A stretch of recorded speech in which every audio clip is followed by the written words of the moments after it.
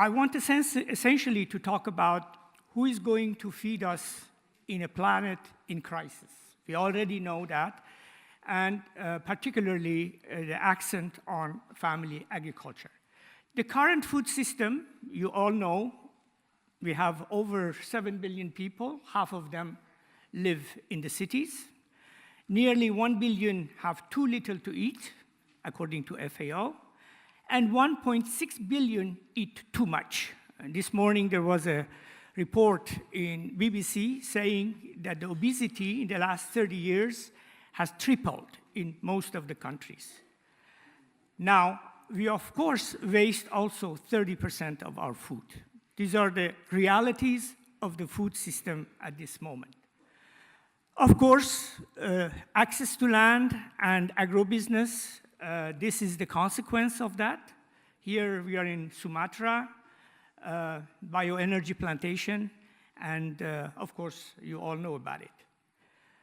Now, FAO, I prepared in FAO a report, a State of the World Land and Water Resources report in 2011, presented to FAO governing body.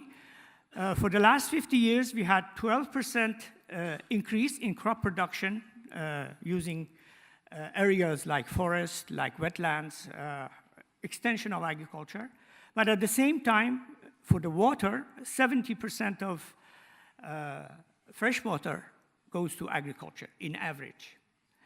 Especially, we have huge problem of aquifer systems in dry lands, in India, in China, in the Middle East, because most of the aquifers, which actually feed us, 40% of food production is coming from pumping the water, is actually depleting, and within the next 10 to 20 years, many of them are going to disappear. And of course, you know the consequences of the last 50 years of green revolution and intensive agriculture. We have erosion, we have salinization, we have land degradation, we have sand dune encroachment, climate change, and of course, migration as the most.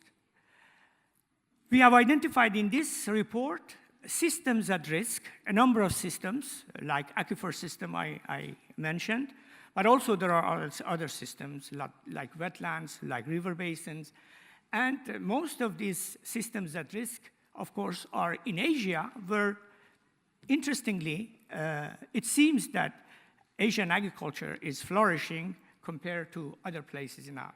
But Africa also is a region which we have a lot of systems at risk. And my very interest area is agricultural heritage system, unique agricultural heritage systems at risk, like this one in China, which is a fascinating terraces of rice and rice fish systems, and many of them are disappearing because either they are abandoned or they are transformed to other systems. And most importantly, the food diversity and food which is diverse, was diversely used, and the source of biodiversity is also lost. We had some 10,000 years ago, about 10,000 species were consumed, and now 90% of them have been lost, and three crops like wheat, rice, and corn provide 50% of our calories these days because of monocultures. And of course, changing diet and the way we are eating, we are also changing biodiversity, and our problem related to the health. As I said, too many people are obese and because they eat too much, and of course we have double burden of diabetes, obesity, and other diseases. And according to FAO, when we approach 2050, we need to increase food globally by 60%, and in developing countries by 100%. And of course, we need a sustainable system where natural resources and food security could be met together. Feeding mega cities, particularly in Asia, it is really a huge, huge problem because we have so many cities now, over 8 million people. And of course, with diet change, we produce more meat, we eat more meat, which is 10 times using more water than cereal and fruits. But International Year of Family Farming last year in 2014, revealed a fascinating story that still, in spite of all industrialization of food and, say, green revolution, still the food is produced in majority by small family farming, peasant farming. And they are, of course, at the same time, a major opportunity, but also challenge, because many of them are migrating. They produce more than 70% of global food. They are the largest number of stewards for environmental services. Their agriculture system harbor the richest biodiversity, and higher and sustainable productivity at their level will have major impact on poverty reduction, economic growth, and environmental conservation. Based on that, we have a vision for a sustainable food system. We need to produce locally, small scale and family operated,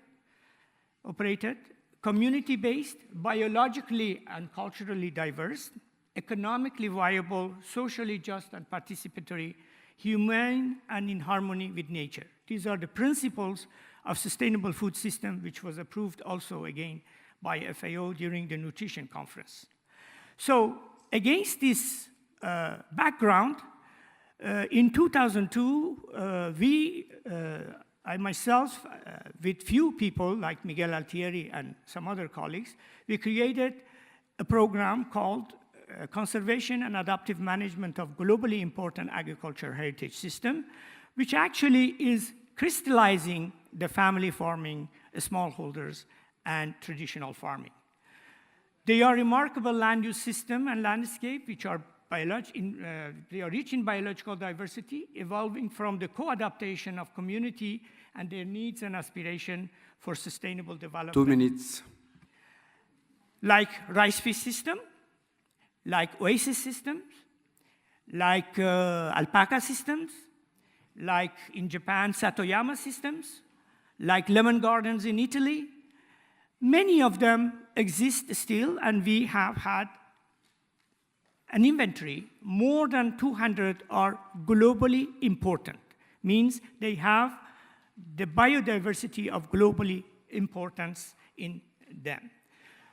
We try to promote public understanding, awareness, recognition of this system. FAO now has a program on that. It's a governing body has approved last year.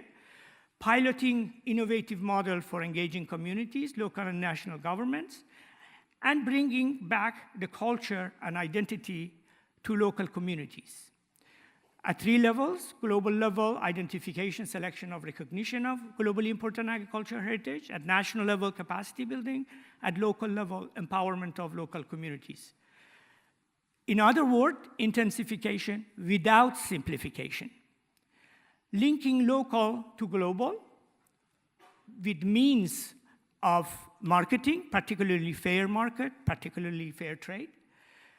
Bringing highest level of political people to recognize farming communities and indigenous people. Like in Peru, we have done very, very good work, like Potato Park and other work we have been doing. Empowering women, bringing them back again to the forefront of production and forefront of social organizations. Using, for example, in China, nationally important agriculture heritage system policies. China has recognized this as a big program, and they have nationally important agriculture heritage, which they are really supporting by policy measures.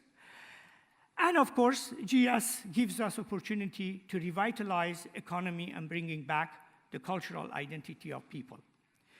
We work particularly on ecosystem diversity, socioeconomic diversity, cultural diversity, culinary diversity. Biodiversity is life insurance policy for life itself. So we need to really bring back the biodiversity. Thank you.